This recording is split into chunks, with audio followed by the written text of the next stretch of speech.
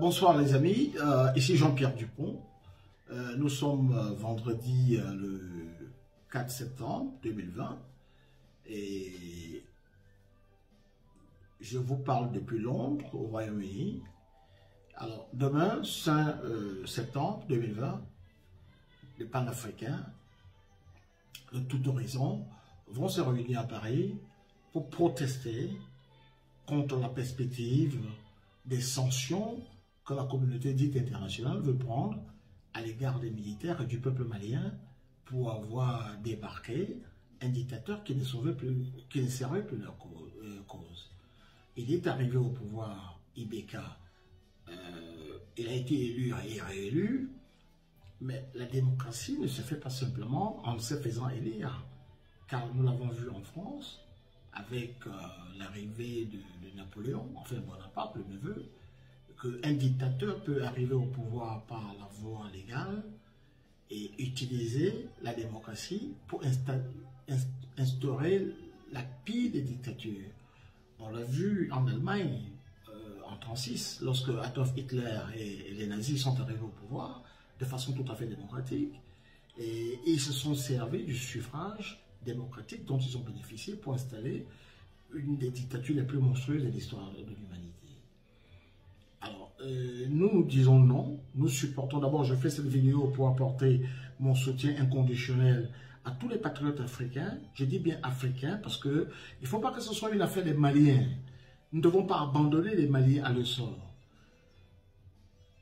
Je fais dans cette vidéo pour apporter mon soutien inconditionnel à tous les panafricains qui seront là demain pour protester contre la forfaiture qui est en train de se préparer au Mali, contre le peuple malien, contre l'armée malienne.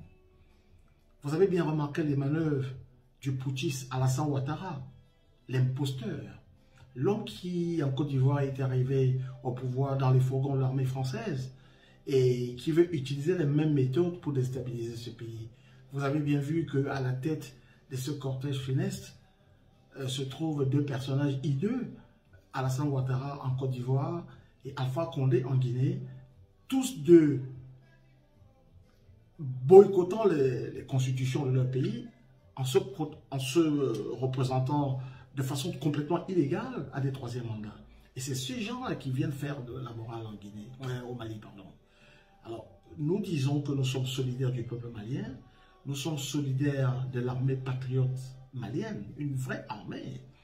Parce que lorsque un dictateur a verrouillé tout le système, toutes les institutions, a corrompu la justice, l'appareil de l'État, il faut le débarquer. Et l'armée, quand elle est républicaine, elle fait son travail. Et c'est ce que l'armée malienne a fait. Alors, nous disons notre salut et notre soutien aux combattants panafricains qui se réuniront demain, samedi 5 septembre 2020 à Paris. Nous sommes avec vous de tout cœur. Et je m'adresse aux autres Africains en leur disant il faut définitivement solder le passif du pacte colonial en Afrique, la France-Afrique. Il ne faut plus que quand on attaque les Ivoiriens, ce soit uniquement une affaire des Ivoiriens, que quand on attaque les Maliens, ce soit uniquement une affaire des Maliens, que quand on attaque les Maliens, c'est qu'on s'est attaqué aux Sénégalais, on s'attaque aux Ivoiriens, on s'attaque aux Camerounais, aux Tchadiens, aux Togolais, aux Béninois, etc. Alors c'est cette nouvelle Afrique que nous voulons laisser aux générations qui vont nous suivre. Nous ne devons pas laisser aux autres, aux générations futures, le soin de mener des combats dont la responsabilité nous incombe. Mes chers compatriotes, mes chers panafricains, merci pour tout ce que vous faites pour l'éveil des consciences d'une Afrique nouvelle, une Afrique décomplexée, fière de ses valeurs, et fier de son histoire, la vraie histoire, pas celle qu'on nous enseigne dans les livres de la France-Afrique. Alors je vous dis bonsoir, tout courage.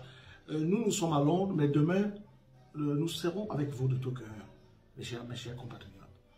Bien le bonsoir à tous les panafricains, vive l'Afrique et à demain.